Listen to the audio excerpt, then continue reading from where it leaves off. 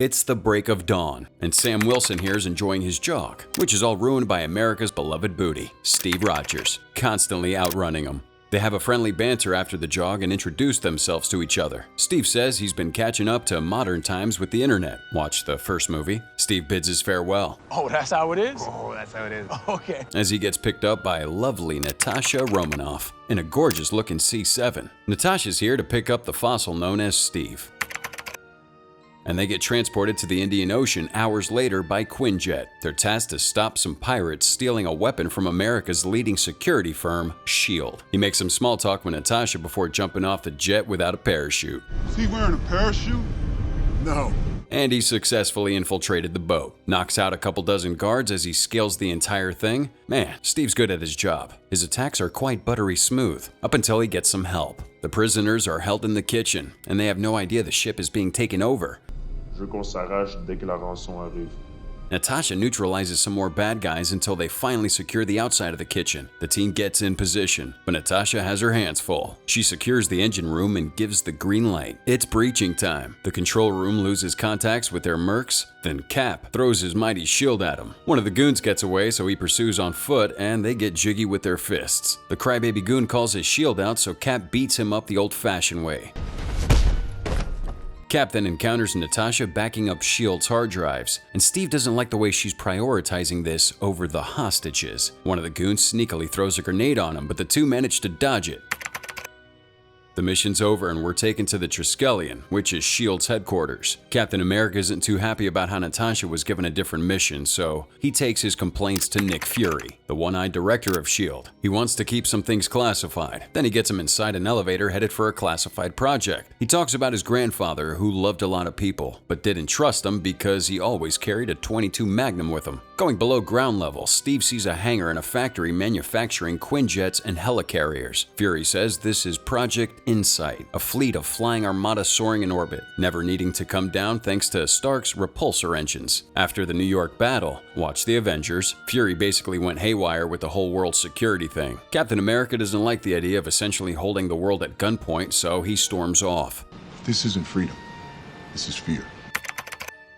He rides himself to the Smithsonian Air and Space Museum, where he visits his own part of the museum incognito. There, fans and museum goers flock around at the exhibits. The exhibits tell his life stories, his mission, even his now gone best friend, Bucky Barnes. He even watches a retelling of his valiant duties by none other than Peggy Carter. It's too bad because she's aged and has seen better days. Steve expresses to Peggy, lying in her bed, how he's so confused about what's right and wrong anymore. Peggy replies that the world has changed, so they might need to start over. It's too bad Peggy's dementia takes her over, and she literally starts back to meeting Steve again. Back at S.H.I.E.L.D. HQ, Fury seals up his office to take a look at the USB that Natasha brought back for him. He tries unlocking it, decrypting it, and overwriting it, but he himself locked it out? That doesn't make sense. So he goes to the World Security Council. Speak of the devil, they're having a debate about Fury's recent actions, and Secretary Alexander Pierce is taking all the heat as of this moment. Pierce defends that with every little rock of the boat, the council always complains too much. Maybe we need someone to oversee us. Fury gets into the meeting with him, so his meeting with the council is suspended for now. Fury says he's here to ask for a favor, to delay Project Insight, since there might be some ticky-tacky business going on in the shadows. Pierce agrees with him. Later, Steve visits Sam Wilson, counseling some war-torn citizens. The counseling ends, and Steve talks to Sam. Suddenly, Sam recalls his best friend being game-ended by a loose RPG. Steve gives his condolences, and he's an open book at the moment, so he quite doesn't know what to do with S.H.I.E.L.D.'s current dilemma. Seriously, you could do whatever you want to do. Somewhere on the road, Fury contacts Maria Hill while in a van and tells her to meet him in 3 hours. Fury comes across some cops, but then he gets swarmed by a lot of them. The SWAT comes for him as well. Then the ride's computer says they're not real cops. Soon they bust out the battering ram. Fury's a veteran because he waits for the right moment. Window integrity, 19%. Until they bust the window open and his car deploys a sentry gun. He lets out a hail of doom to his attackers and their vehicles. The propulsion systems go offline, so he books it. He dodges civilian cars by car to get away from his assailants, but some of them continue on foot. The traffic's becoming a real nuisance for Crossfire, but all of them manage to break away. They continue continue to fire on his car and try to box him in again, but he manages to break him off. He heads for a more secluded location, but a man looking straight out of Hot Topic shoots a magnetic mine under his car and flips him over. The man approaches the car, with Fury trapped underneath. Fury thinks fast and digs a hole through the road using a high-tech blowtorch. Night falls, and Steve comes home to an apartment, but not before flirting with the girl next door. Steve hears some music coming from inside his place, so he enters through the window and sees Nick Fury relaxing. He says his wife kicked him out, but I think it's a lie. He texts out that there's surveillance everywhere, and that S.H.I.E.L.D. is compromised. It's only the two of them that know what's really going on, and shots are fired. Steve drags him to safety. Then Fury gives up the secret USB and tells Steve not to trust anyone. Don't trust anyone. Suddenly, Agent 13 Kate, the flirty laundry girl, busts through Steve's place to check if he's okay. Apparently, she's assigned by Fury to protect him. Steve catches a glimpse of the shooter, so he goes after him through the building. He throws his shield to him, but the shooter catches it, gives a menacing glance, and disappears. Sometime later, Natasha visits Steve, who's watching Fury get an operation for his injuries. Maria Hill joins the conversation, as they deduce the shooter had a metal arm and might be using Soviet guns. Nick is defibrillated twice, but he bites it at 1:03 a.m. Natasha Hill and Steve mourn over their fallen comrade. Natasha storms out, and she asks why Fury was at his apartment, but he doesn't know. Steve gets called to S.H.I.E.L.D., then Natasha calls him a terrible liar. Ouch. Before deploying, Steve hides the secret USB inside a candy machine. Steve heads back to HQ, where he introduces himself to Pierce. He recalls the time when a S.H.I.E.L.D.'s outpost was under a hostage situation, and thanks to Fury's disobedience to orders, he saved all the hostages. That's the story of why Pierce holds Fury in such a high regard. And then he asks why Fury was at his house. Again, the Cap doesn't know. Then Pierce shows him the hijacker from the boat. He then says that the hijacker was paid through wired money, and it all traces back to Nick Fury's former residence. Pierce theorizes it might be all a cover-up for the acquisition and sale of top-secret information. Of course, the sale went sour, which led to Nick's end. Pierce and Nick believe they're making the mother of all omelets to build a better world, which is why they can't fret over every egg. For the last time, Pierce asks why Nick was at Cap's house, so Steve spills that Nick's last words were to not trust anyone. Captain America excuses himself, and Pierce vows that nothing will stand in his way of finding out who did it. You told me not to trust anyone. Cap takes the elevator down, along with his strike team stragglers. He notices one of them has itchy fingers. Then some more people arrive. Things get more sussy as some beefcakes arrive. Cap then asks if anyone wants to get out. So one guy whips out a cattle prod. They try to restrain him, but you're fighting the glorious butt of America, my doomed friends. The security team's asking for more men to go after the Cap. He knocks them all out and gets out, but he gets swatted. With quick wits, Cap cuts the elevator wire so it plummets down. It stops eventually, but he's still surrounded. So Cap busts through the elevator and takes a hard landing at the ground floor below. They try to box him within HQ, but he makes off with his bike. Soon a Quinjet guns him down on the bridge, but even that's no match for Captain America. Soon this bald mongrel orders all the eyes of America to Steve Rogers. There's a manhunt for him now, but Kate questions it. Pierce comes in and accuses Cap of lying about the end of Fury. Cap infiltrates the hospital to get the USB, but Natasha shows up. He interrogates her about the whereabouts of the USB, but she says it's safe. Natasha spills the beans on who game-ended Fury, a dangerous assassin called the Winter Soldier. Natasha did have an encounter with him about 5 years ago and says he shot her. She tried to go after him, but the trail always goes cold. Somewhere else, Pierce defends Nick Fury's name to the stiff council members, but they blame him for the delay of Project Insight, so they all vote to get it back online as soon as possible.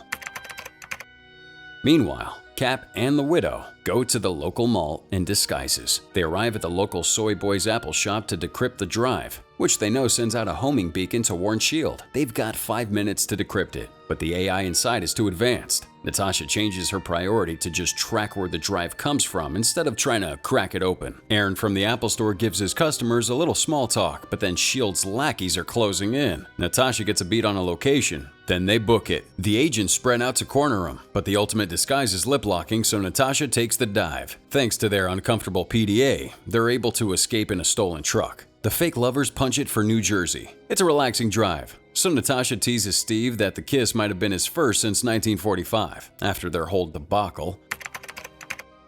Steve arrives at their source destination. It's Camp Lehigh, where Steve was trained to be a soldier. He remembers some fond memories.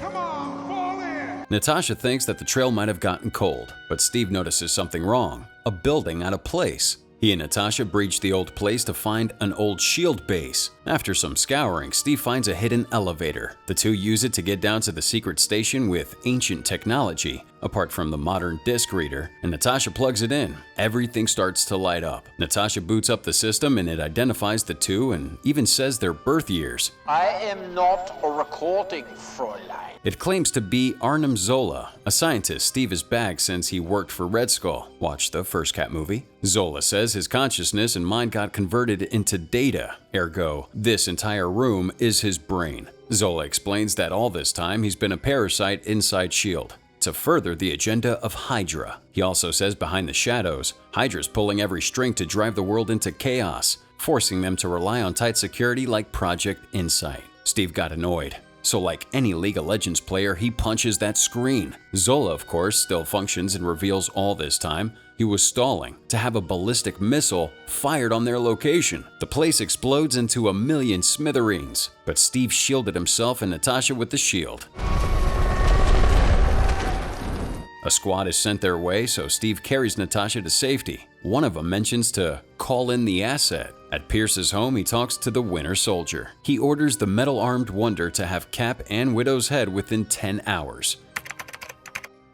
Morning comes and Sam jogs alone. He gets home, and someone's at the door. Surprise! Guessing these two guys aren't here for a neighborly welcome. Steve and Natasha want to lay low, so Sam lets him in. Natasha's a bit shocked that she's essentially working for Hydra, but Steve comforts her. Moments after, they have breakfast and discuss plans to kidnap Jasper Sitwell, a high-ranking SHIELD officer. They want him because they need to know what they're dealing with. Sam passes his resume and actually offers his help, but they need to go shopping first, specifically at a well-guarded fort, somewhere far. Sitwell spends some quality time with that raunchy senator from Iron Man 2, and he actually whispers, "Hail Hydra" to him. The senator leaves. Then Pierce calls Sitwell up. Sadly, it's not Pierce, but Sam. Sam instructs him to take a ride with him, or he gets sniped. Cap and the Widow take him to a rooftop, where they interrogate him. He doesn't budge, so Natasha makes him. Luckily, the Falcon was there to catch his sorry tushy. Sitwell spills that Zola's algorithm was a program for Project Insight that chooses any target that would be a threat to Hydra. The algorithm is so smart it uses people's personal information to predict what people will do next. After their evaluation, the helicarriers will shoot millions of them to ashes. All of them drive towards the Project Insight launch, but the Winter Soldier comes to turn Sitwell into a red puddle. Sam throws him off, but the strike team bangs up Sam's car. The car goes sideways, but they get out safely, until the Winter Soldier shoots a grenade towards Steve. The shootout tries to eliminate all of them, but Natasha escapes. Steve's still inside the bus he landed in, so they riddle it with a lot of bullets. He uses the shield to ricochet the bullets and stop half the guys, while Sam helps out. The Winter Soldier is on the prowl for Steve, but Natasha tries to ambush him. He gets disabled for a while, then he catches Natasha with a bullet. Before the final shot is struck, Steve comes in for the rescue. The Winter Soldier seems to be familiar with the shield Cap uses, and then he throws it away. They're left with CQC until he gets his shield back and dents the Winter Soldier's arm. Steve accidentally unmasks him, and it's Bucky Barnes. Well, the Winter Soldier doesn't know who Bucky is. Who the hell is Bucky? And before Cap is shot, Sam and Natasha throw Bucky off. He may be safe, but they're surrounded and cuffed for the big house. Steve's still shocked that it was Bucky, as he tells the rest of the gang at the back of the police vehicle. Sam wants a doctor for Natasha, but instead they get Maria Hill. The convoy leader feels something's off, so they investigate the cargo, and they've escaped. Maria takes them to a secret hiding place where they find out Fury is still alive. Natasha gets treated, and Fury spills that he faked his death because he didn't know who to trust. In another secret lair, Bucky begins relapsing his memories while his arm is repaired. He goes full PTSD mode and flings a guy, so they're on the fence about him. Pierce comes and slaps some sense into him. Bucky's having some memory troubles, so Pierce orders him to be mind-wiped. The procedure's excruciatingly painful. I knew him. Back to Fury. He comments on Pierce's betrayal, blaming him for his trust issues. For the mission at hand, they need to replace the targeting chips on all 3 helicarriers, because if they don't, lots of people will totally be reduced to ash. Fury wants to salvage S.H.I.E.L.D. once they're done, but Steve protests they all gotta go, or the same thing will happen again. Fury has no choice but to give in to Cap's orders. Looks like you're giving the orders now, Captain. Steve remembers Bucky being there for him, but Sam warns him that Bucky isn't himself anymore, so he has to shield his heart as well. It's time to move out. But before that, Cap might have caused Stan Lee his night guard job. I am so fired. Captain America dons his first outfit as they all head for SHIELD HQ. Team Cap causes a sonic disturbance, which gets him away into one of the control rooms. Many floors above, Pierce commences a toast to the council members in person before Steve's announcement crashes the party. He exposes SHIELD's being riddled with Hydra agents, including their leader, Pierce. Cap's valiant speech inspires some of the personnel to take a stand. Sadly, the rest of the council members are cornered by the strike team. Then one of them forces the launch of the helicarriers. The launch guy takes a stand and we have a Mexican standoff. I'm not going to launch those ships. At first it was okay, but it turned into a full American school. The helicarriers are being launched, so Falcon and Cap move out to secure the helicarriers. Cap makes it to one and starts making short work of people shooting at him. Sadly, the same couldn't be said for Falcon, as a lot of rounds are headed his way. Let's take a break and listen to Pierce's attempt to seduce them to the dark side. Total rejection. Then apparently one of the agents is a really good fighter. Turns out it was Black Widow. Natasha has the council in check, so she dumps all their info into the internet. Cap and Falcon get on one helicarrier and fight their way to the next one. Some of the pilots rebel against Hydra, but they're stopped by the ruthless Winter Soldier. Natasha needs one more high-ranking member to disable the files' encryption, so Nick Fury busts into the scene. Much to his dismay, Pierce still tries to talk him onto his side, but Nick keeps both eyes open. Sam and Steve get on one of the helicarriers, but surprise, Winter Soldier's here. He throws Steve off and clips Sam's wings. Sam survives, so Cap goes and faces the soldier. Guns a-blazing, shields a-flying, and metal arms ring as the two clash. Bucky gets a knife into Steve, but he puts him to sleep. Pierce turns the tide around with the heated pins, so he has Natasha and Fury on the ropes. Cap was just about to put the chip in, but Bucky shoots him. The helicarriers take aim for millions, but Cap manages to slot in the chip just in time. We're the targets. The helicarriers target each other, and Steve insists on firing even though he's on one of them. Seeing his time to flee, Pierce brings Natasha with him, but her quick thinking gives Fury a chance to get the drop on Pierce. Pierce says his last Hail Hydra before two of the helicarriers crash. Hail Hydra. The last one trashes into SHIELD's HQ. Inside, Steve frees Bucky, but he fights back. Steve is telling him everything that he knows about Bucky, but he's still fighting back. I'm not gonna fight you.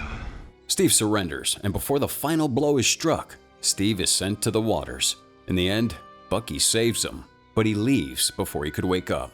Steve wakes up in the hospital next to Sam. Later on, Natasha gets into a court about the whole incident. She's protesting despite being eligible for jail. They're the only ones who can defend the world. Fury fakes his end once again and leaves. Natasha leaves him to classified files of Bucky and a kiss. Then Falcon offers to join him. When do we start? Get ready to jump off, because that was it for Captain America: The Winter Soldier. I don't know, what'd you guys think about this conspiracy theory of a film? Go ahead and let us know in the comment section below with the hashtag #CinemaRecap. This was Captain America: The Winter Soldier by Marvel Studios, starring Chris Evans, Samuel L. Jackson, and Scarlett Johansson. Until that next liberation, farewell.